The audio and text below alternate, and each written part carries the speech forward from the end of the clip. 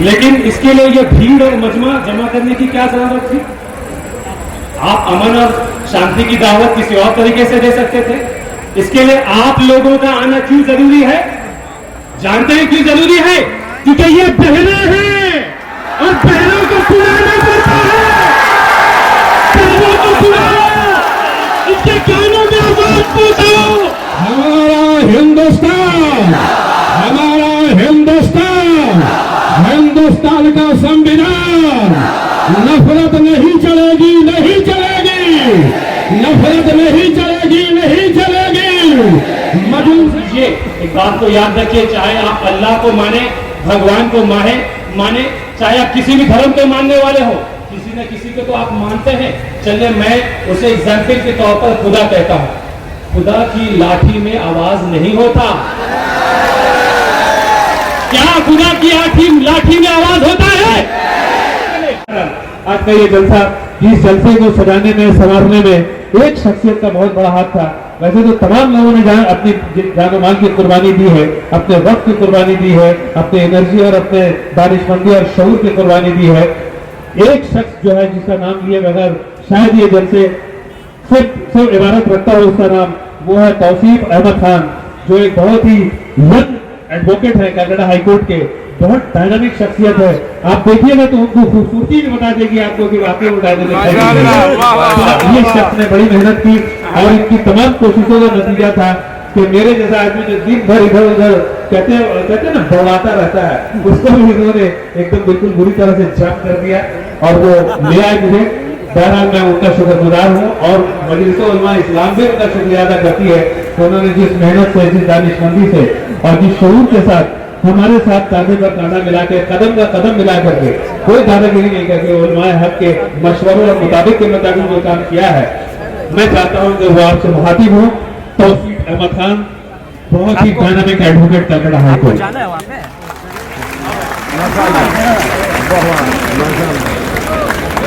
बहुत बहुत शुक्रिया साहब। मंच पे बैठे हुए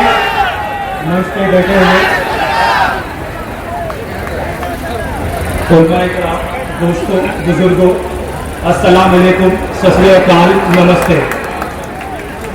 सवाल ये उठता है कि ये प्रोग्राम क्यों किया गया है? तो ये इसके नाम पे लिखा है पैगाम अमन कॉन्फ्रेंस। हम अमन की दावत देना चाहते हैं, लेकिन इसके लिए ये भीड़ और मजमा जमा करने की क्या जरूरत थी? आप अमन और शांति की दावत किसी और तरीके से दे सकते थे। इसके लिए आप लोगों का आना क्यों जरूरी है? जानते हैं क्यों जरूरी है? क्योंकि ये बहना है और बहनों को सुनाना पड़ता है। बहनों को सुनाओ, इसके कानों में आवाज पहुंचाओ। ये कलकत्ता में है, बंगाल के दूसरे सूबों में है, ये दिल्ली में है, ये हिंदुस्तान में सब जगह फैले हुए हैं। इन बहनों को उम्मीद है कि ये इस मई से आज आवाज पहुंचे। सुप्रीम कोर्ट ने जुलाई 2018 में जजमेंट दिया। सुप्रीम कोर्ट क्या कहता है लिंचिंग के खिलाफ? सुप्रीम कोर्ट की बोली हुई बात को मैं कोट करता हूं। सुप्रीम कोर्ट कहते हैं, hate crimes as a product of intolerance, ideological dominance and prejudice ought not to be tolerated. यानी कि जो हेट क्राइम हो रहा है इनको सहना नहीं चाहिए। जो सहते हैं वो भी गलत, जो करते हैं वो भी गलत। Least it results in a rain of terror. अगर इसे आप सहेंगे तो ये एक रेन ऑफ टेरर और एक जिसे हम लोग कहते हैं हिंदी में, उर्दू में क्या कहते हैं टेरर को? दहशतगर्दी। दहशतगर्दी सिर्फ वो नहीं जो कुछ भगवा वाले कहते हैं, दहशतगर्दी ये भी है, मॉब लिंचिंग भी दहशतगर्दी है। और सुप्रीम कोर्ट क्या कहते हैं? Extra judicial elements and non state actors cannot be allowed to take the place of law और द लॉ इन्फोर्सिंग एजेंसीज।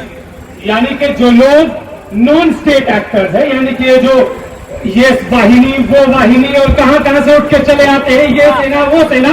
तुमको हक किसने दिया कि तुम लोगों को मारो और इंसाफ करो? ये हक तो कानून का है, ये हक पुलिस का है, कोर्ट का है, ये तुम्हारा हक नहीं है।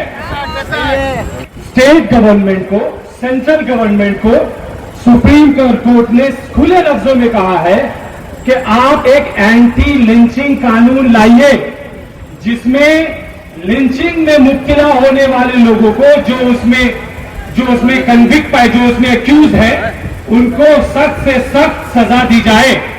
ये कानून अभी तक क्यों नहीं बना भाई? ये कौन से लोग हैं लिंचिंग कर रहे हैं जो कानून बनने से वो जेल चले जाएंगे? कौन से लोग हैं ये सेंट्रल गवर्नमेंट किसको बचा रही है? सेंट्रल गवर्नमेंट ने आज तक कानून क्यों नहीं बनाया? 1 साल हो गया, सुप्रीम कोर्ट ने कहा सेंट्रल गवर्नमेंट के अलावा सारे स्टेट गवर्नमेंट में भी यह लागू होता है कि आप कानून बनाइए। तो आप कानून बनाइए, इसकी मुतालबा मजलिसे उलमाए इस्लाम ने किया। मजलिसे उलमाए इस्लाम ये हमारे कौम के उलमाए इकराम की बॉडी है, ये कोई पॉलिटिकल बॉडी नहीं है। ये इनकी इतनी अच्छी सोच है कि उन्होंने कहा कि हम एक प्रोग्राम करेंगे जिसमें हम दूसरे धर्म के धर्मगुरु को भी बुलाएंगे, क्योंकि मजहब नहीं सिखा था आपस में बैर रखना। और आज जो समाजी हालात है, आंख बंद कर लेने से दिन जो है वो रात नहीं बनता। आपको आंख खोल के देखना होगा कि ये सच्चाई है, मॉब लिंचिंग हो रही है और इसके खिलाफ आपको कानून लाना पड़ेगा। कानून में और क्या बातें सुप्रीम कोर्ट ने कही है? उन्होंने कहा है, सुप्रीम कोर्ट ने यह कहा है कि आप एक ऐसा फ्रेमवर्क डिवाइस कीजिए जिसमें सीनियर यानी कि सुपरिटेंडेंट ऑफ पुलिस लेवल के जो अफसर हैं उनको नोडल ऑफिसर बनाइए हर डिस्ट्रिक्ट में। कहीं पे भी मॉब लिंचिंग के रिपोर्ट आती है, आप फौरन FIR दर्ज कीजिए और आप वो जो नोडल ऑफिसर है, जो सीनियर पुलिस ऑफिसर है, उनके डायरेक्ट सुपरविजन में आप इन्वेस्टिगेशन कीजिए। ये सुप्रीम कोर्ट कहता है, तो अब तक आपने क्यों नहीं बनाया भाई? एक डेपुटेशन गवर्नर को देने जा रहे हैं और इसमें अभी कुछ ही देर में हम लोग यहां से कुछ लोग जाएंगे, पास में ही राजभवन है, गवर्नर को हम ये डेपुटेशन देंगे और उनसे उम्मीद करते हैं कि ये बात आप कोई बात, हम तो चंद लोग हैं, हमने तो इनिशिएटिव लिया है, आप लोगों का बात ये उनके गहरे कानों तक पहुंचना चाहिए और उम्मीद करते हैं। नारे तकबीर, नारे रिसालत, हमारा हिंदुस्तान, हमारा हिंदुस्तान, हिंदुस्तान का संविधान। नफरत नहीं चलेगी, नहीं चलेगी, नफरत नहीं चलेगी, नहीं चलेगी। मजलिसे उलमाए इस्लाम, मजलिसे उलमाए इस्लाम, मोहब्बत बढ़ाओ, मोहब्बत बढ़ाओ, मॉब लिंचिंग बंद करो, मॉब लिंचिंग बंद करो, कातिलों को फांसी की सजा दो, फांसी की सजा दो, कातिलों को फांसी की सजा दो, फांसी की सजा दो। दोस्तों, बहुत जरूरी है मेरा शुक्रिया अदा करना हर वो गेस्ट के, चाहे वो जस्टिस श्यामल कुमार सेन हो, चाहे वो सीनियर एडवोकेट हो, चाहे वो हमारे सिविल सोसाइटी हो, चाहे वो हमारे धर्म गुरु हो, दूसरे धर्म गुरु हो। इन्होंने हमें बहुत कम नोटिस दिया था, कुछ ही दिन पहले हमने इन्हें बताया था कि ऐसा प्रोग्राम होने जा रहा है, वो लोग आए हैं। आप सबों का तहे दिल से शुक्रिया। और जाते जाते मैं एक बात जरूर कहना चाहूंगा, एक बात जरूर याद दिला देना चाहूंगा उन लोगों को जो मॉब लिंचिंग करते हैं और जो मॉब लिंचिंग के पीछे बैठे हुए मॉब लिंचिंग का मजा लेते हैं, अपने सियासी रोटी सेकते हैं। याद रखिए, एक बात को याद रखिए, चाहे आप अल्लाह को माने, भगवान को माने, चाहे आप किसी भी धर्म के मानने वाले हो, किसी न किसी को तो आप मानते हैं। चलिए मैं उसे एग्जाम्पल के तौर पर खुदा कहता हूं, खुदा की लाठी में आवाज नहीं होता।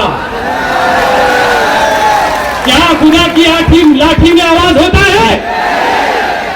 मैं आपको मिसाल देता हूं, नरसिम्हा राव का क्या हुआ? क्या हुआ नरसिम्हा राव का? खुदा की लाठी में आवाज नहीं होती। उसके बाद आप याद रखिए अडवाणी का क्या हुआ है? खुदा की लाठी पड़ी है। तो हर वो लोग जो नफरत फैलाते हैं, जो बेकसूर को मार देते हैं, धर्म के नाम पे, चोरी के नाम पे या किसी भी नाम पे, आपको हक नहीं है कि आप बेगुनाह का जान ले ले। आपको खुदा की लाठी की आवाज नहीं मिलेगी, लेकिन वो लाठी आपको पड़ेगी और उसके लिए आप तैयार रहिए, वरना बात हो जाएंगे। शुक्रिया। शुक्रिया। वाह वाह वाह। हजरात, आप अभी एडवोकेट तौसीफ अहमद खान से बहुत ही शानदार और जानदार तकरीर सुन रहे थे।